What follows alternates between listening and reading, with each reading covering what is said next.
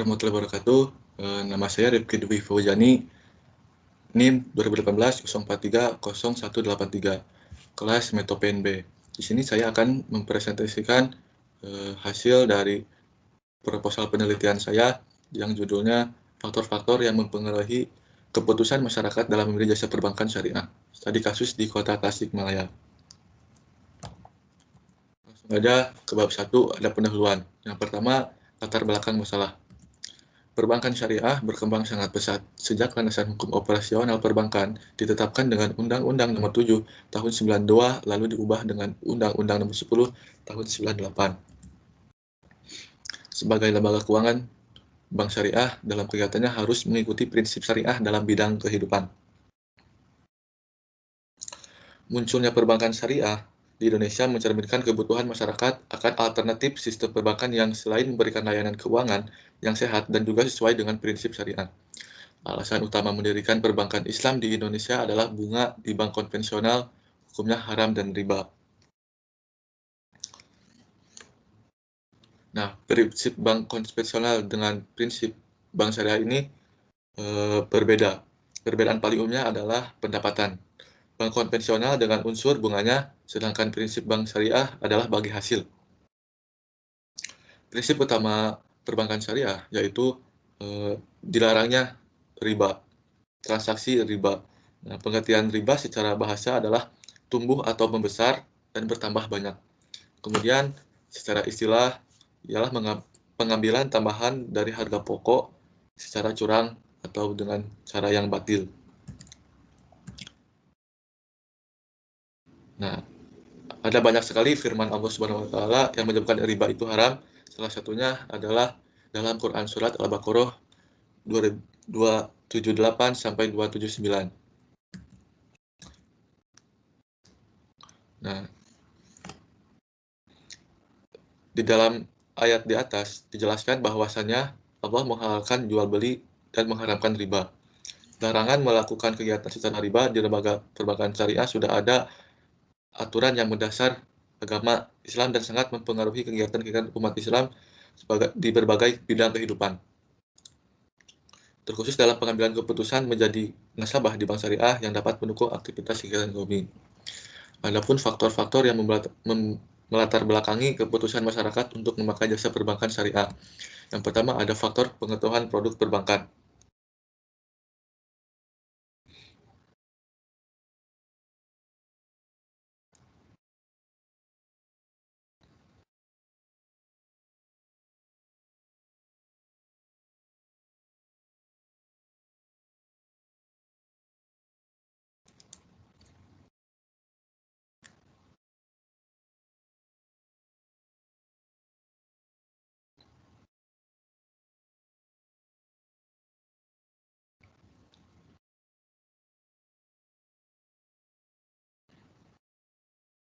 Yang kedua, faktor kualitas pelayanan perbankan syariah.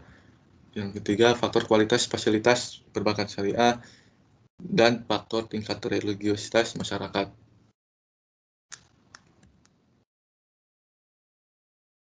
Pemilihan lokasi di Kota Tasikmalaya.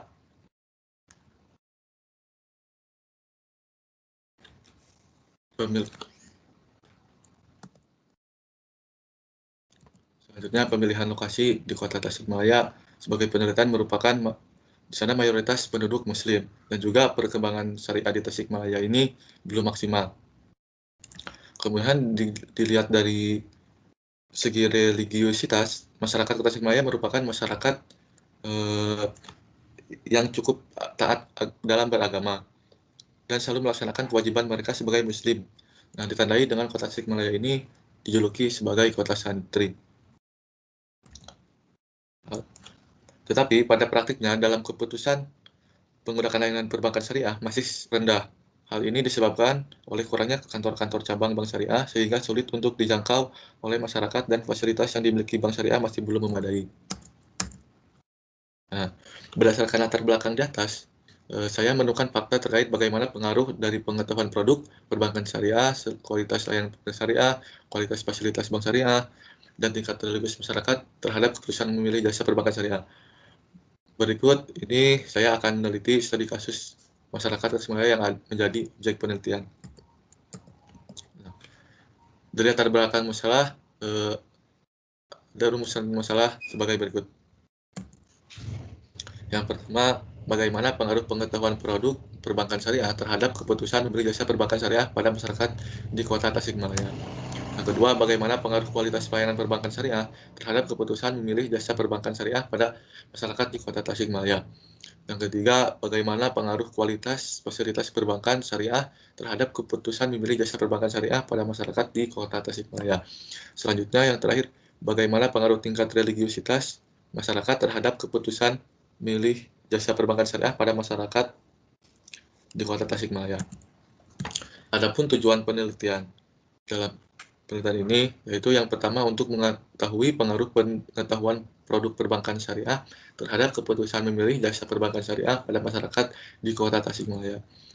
Selanjutnya, mengetahui pengaruh kualitas pelayanan perbankan syariah terhadap keputusan memilih jasa perbankan pada masyarakat di Kota Tasikmalaya. Yang ketiga, untuk mengetahui pengaruh kualitas fasilitas perbankan syariah terhadap keputusan memilih jasa perbankan syariah pada masyarakat di Kota Tasikmalaya. Selanjutnya, yang tujuan penelitian untuk mengetahui pengaruh tingkat religiusitas masyarakat terhadap keputusan memilih jasa perbankan syariah di Kota Tasikmalaya. Adapun manfaat penelitian. Yang pertama, manfaat bagi penulis. Penelitian ini diharapkan mendapatkan pengetahuan kepada penulis tentang adanya pengaruh pengetahuan produk perbankan syariah, kualitas pelayanan bank syariah, kualitas fasilitas bank syariah, dan tingkat religiusitas masyarakat terhadap keputusan memilih jasa perbankan syariah pada masyarakat di Kota Tasikmalaya. Itu manfaat bagi bank syariah yaitu bentuk inovasi produk bank syariah sebagaimana meningkatkan pangsa pasarnya dan sebagai cara untuk memperkuat posisi manusia dalam pembangunan masa depan. Selanjutnya, bagi akademisi, hasil penelitian ini semoga memberi gambaran terkait faktor-faktor yang menentukan keputusan masyarakat dalam memilih jasa perbankan syariah. Dalam penelitian ini semoga dapat digunakan para pembaca sebagai tambahan wawasan dan referensi bagi mahasiswa yang akan melaksanakan penelitian yang serupa. Terakhir, bagi masyarakat, masyarakat akan lebih mengenal apa yang menjadi penentu keputusan memilih pelayanan perbankan syariah. Selanjutnya ada bab 2, yaitu kajian pustaka. Yang pertama ada landasan teori. Yang pertama itu ada pengetahuan produk. Pengetahuan produk adalah sebuah koleksi berbagai informasi tentang informasi yang dimiliki oleh konsumen. Semakin banyak produk, maka semakin memutuskan untuk membeli suatu produk. Pada teori bauran pemasaran, suatu produk bank mempunyai pengertian bahwa produk adalah jenis-jenis produk yang seperti simpanan dan pembayaran dan jasa pelayanan perbankan lainnya yang diperjualbelikan pada nasabah dengan harapan memberikan manfaat yang baik, serta memenuhi kebutuhan sehari-hari dan juga terwujudnya harapan nasabah dengan terpuaskan.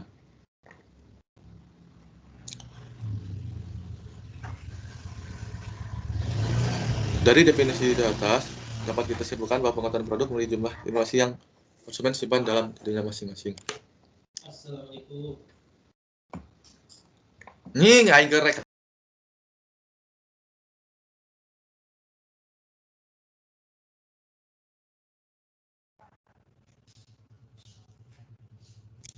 Produk adalah sesuatu yang dapat memenuhi kebutuhan dan keinginan nasabah, di mana produk yang dapat memberikan suatu manfaat memenuhi kebutuhan dan keinginan para pelanggannya. Produk mempunyai dua wujud yang saling keterkaitan dengan fisik, dengan benda, dan tak berwujud. Seharusnya produk tersebut terjadi dengan kualitas yang sangat tinggi dan sesuai dengan keinginan nasabah. Produk nilai tinggi maka akan menjadi nilai saing pula yang tinggi ketika dibandingkan dengan produk yang lain. Ini supaya produk bank dapat memberikan keuntungan yang baik jangka panjang maupun jangka pendek.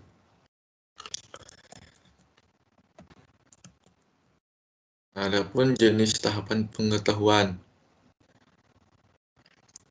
Yang pertama, pengetahuan terkait karakteristik. Bisa diartikan karakteristik nyata dan tidak nyata dari produk yang memberikan rasa puas yang kebutuhan untuk konsumen. Atribut produk itu ialah unsur-unsur produk yang dilihat penting oleh konsumen dan dijadikan sebagai dasar pengambilan keputusan. Indikatornya adalah ukuran, pola, bau, dan kemampuan. Sebenarnya adalah pengetahuan terkait manfaat produk. Macam pengetahuan produk selanjutnya ialah manfaat produk. Hal ini merupakan suatu hal penting untuk konsumen karena pengetahuan ini akan mempengaruhi dalam pengambilan keputusan. Indikatornya adalah fungsi, manfaat psikologis, manfaat ekonomis, dan juga teknis. Selanjutnya adalah pengetahuan risiko produk. Pengetahuan ini dapat dalam mengkonsumsi suatu produk harus diketahui lebih dulu oleh konsumen sebelum membeli produknya. Indikatornya adalah risiko keuangan, risiko fungsional, risiko fisik, risiko psikologi, risiko sosial, risiko waktu, risiko hilang kesempatan, dan risiko moral. Yang keempat, ada pengetahuan mengenai kepuasan yang telah diberikan untuk mencari tahu suatu kepuasan adalah jika produk itu telah dikonsumsi oleh konsumen, supaya produk itu memberikan rasa puas yang maksimal, maka konsumen harus mengkonsumsi produk dengan baik dan benar. Alasan teori yang kedua ada perbankan syariah. Bank syariah merupakan bank yang operasionalnya tidak mengandalkan pada bunga bank dan produknya dikembangkan berdasarkan Al-Quran dan hadis. Bank syariah adalah lembaga keuangan yang usahanya memberikan kredit dan jasa dalam lalu lintas transaksi dan operasional berdasarkan prinsip-prinsip syariah. Prinsip utama bank syariah ialah melarang transaksi ribawi, yaitu aktivitas bisnis atau kerjasama yang harus diutamakan saling menguntungkan kedua belah pihak serta memilah sumber pendapatan yang halal.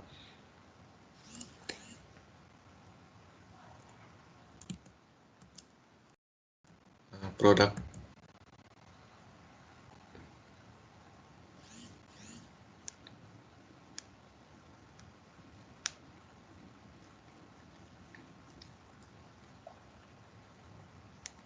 praktik bagi hasil dalam bank syariah berbeda dengan praktik bunga. Pada sistem bunga, nasabah mendapatkan hasil yang sudah pasti berapa persen dari saldo yang disimpan. Pada sistem bagi hasil dihitung dari hasil usaha pihak bank pada mengelola uang dari nasabah. Bank dan nasabah membuat kesepakatan bagi hasil berupa persen untuk bank dan nasabah yang disebut. Nah, adapun produk perbankan syariah. Pertama ada penyaluran dana, yaitu jual beli, di mana mempunyai unsur perpindahan kepemilikan antar barang antara si pembeli dengan si penjual. Lalu prinsip jual beli ini dibagi menjadi 3 bagian, yaitu ada murabahah, salam, dan istisna. Murabahah sendiri transaksi jual beli bagaimana bank berperan menjadi penjual dan nasabah menjadi pembeli. Harga jual barang akan dihitung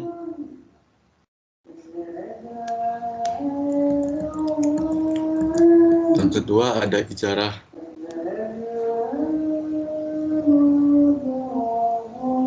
Lalu yang ketiga ada bagi hasil dibagi menjadi 2, yaitu musyarakah dan mudharabah. Selanjutnya ada akad pelengkap, yaitu hiwalah, gadai, atauran, qard, dan perwakilan dan garansi bank. Produk bank syariah yang kedua yaitu ada penghimpun dana.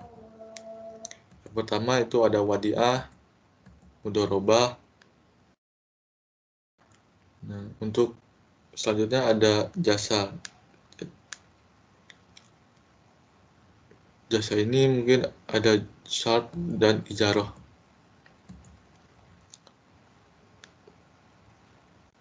Yang ketiga ada kualitas pelayanan. Kualitas adalah suatu kondisi dinamis berkaitan dengan produk, jasa, dan lingkungan di mana memenuhi harapan. Kualitas pun harus menjadi suatu kewajiban yang harus dilaksanakan oleh perusahaan supaya mampu bertahan dan tetap mendapatkan kepercayaan dari nasabah. Nasabah menuntut agar pihak bank memberikan pelayanan yang berkualitas. Pelayanan adalah suatu tindakan yang dapat ditawarkan suatu pihak pada bank yang lain pada akhirnya tak berwujud dan tak mengakibatkan kepanikan apapun. Produksinya dapat kita hubungkan atau tidak dihubungkan dengan suatu produk fisik, bahwasanya pelayanan itu hanya bisa dirasakan oleh konsumen.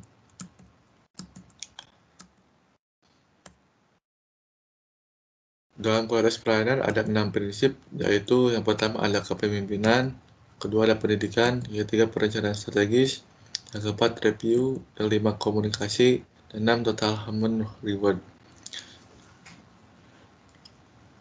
Dan kategori yang keempat ada fasilitas. Fasilitas adalah suatu dapat mempermudah, memperlancar pelaksanaan suatu usaha. Fasilitas bisa juga berupa sesuatu yang mempermudah konsumen dalam memperoleh kepuasan. Aspek-aspek wujud fisik menjadi hal yang penting bagi pelayanan.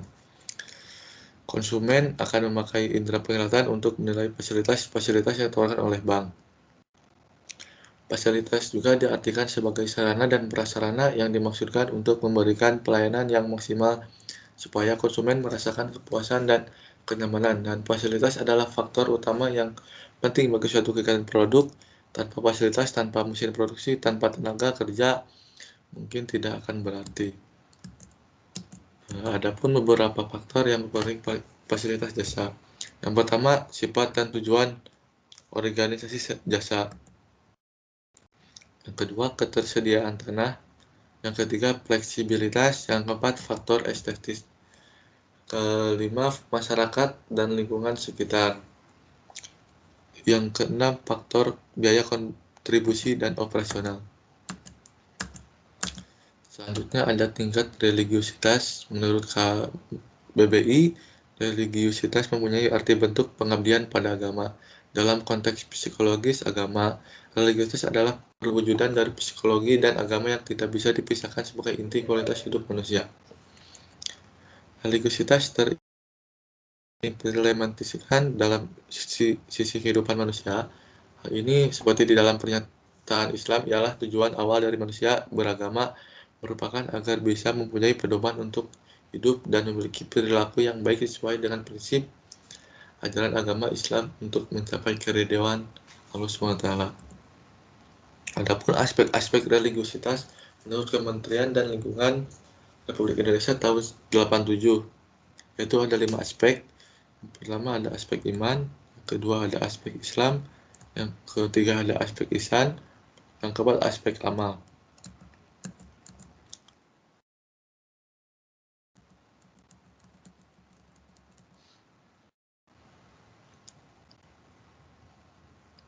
Faktor yang mempengaruhi religiusitas itu ada faktor sosial, faktor pengalaman, faktor kebutuhan, faktor kebutuhan akan keselamatan, kebutuhan cinta, kebutuhan mempunyai harga diri, dan kebutuhan yang timbul karena kematian, faktor proses pemikiran. Kelima, keputusan memilih. Itu pengambilan keputusan. Pengambilan keputusan konsumen merupakan proses integrasi di mana menggabungkan pengetahuan untuk mengevaluasi dua atau lebih perilakunya. Hasilnya dapat diproses adalah sebuah pilihan secara kognitif dipresentasikan sebagai keinginan untuk menjaga. Pengambilan keputusan juga didasarkan pada pengetahuan yang diperoleh konsumen yang dimana konsumen bakal mendapatkan kepuasan sesuai yang diinginkan. Keputusan merupakan suatu proses pendekatan penyelesaian suatu masalah yang membuat keputusan. Ada beberapa faktor yang menentukan perilaku konsumen dalam melakukan pembelian produk. Yang pertama ada faktor budaya, di situ terdapat kultur, subkultur, kelas sosial. Dan kedua ada faktor sosial, di mana ada kelompok acuan, keluarga, peran, dan status. Selanjutnya ada faktor pribadi yang mencakup usia dan siklus hidup, pekerjaan, kondisi ekonomi, gaya hidup. Selanjutnya ada faktor psikologis, dalamnya itu ada motivasi, persepsi, pengetahuan, keyakinan, dan sikap. Nah, faktor yang pengambilan keputusan ini yang pertama ada nilai. Selanjutnya ada kepribadian, kecenderungan risiko, ketidakcocokan. Selanjutnya masuk ke bab 3, yaitu metode penelitian. Yang pertama jenis penelitian. Metode yang digunakan dalam penelitian ini adalah deskriptif kuantitatif, dan lokasi penelitian ini terdapat di Jalan Sutasijaya, Tawang, Kota Tasikmalaya, Jawa Barat.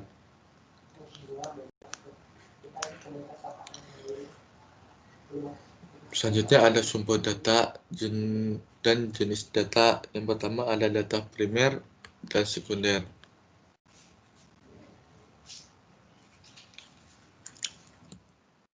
Selanjutnya ada populasi dan sampel.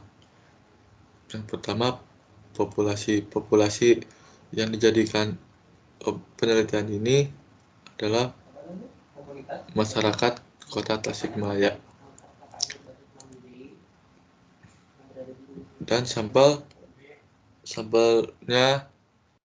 anggota populasi yang secara tidak sengaja ditemuai oleh peneliti, supaya peneliti telah menjadi sampelnya. Selanjutnya ada teknik pengumpulan data, yaitu kuesioner atau angket. Nah, responden di sini merupakan masyarakat Kota Tasikmalaya yang mempunyai rekening tabungan dan pernah melakukan transaksi di bank syariah maupun belum pernah. Sehingga hasil dari responden ini adalah tanggapan atas jawaban berbagai pertanyaan yang ditentukan oleh kuesioner. Sekian presentasi dari saya. Wassalamualaikum warahmatullahi wabarakatuh.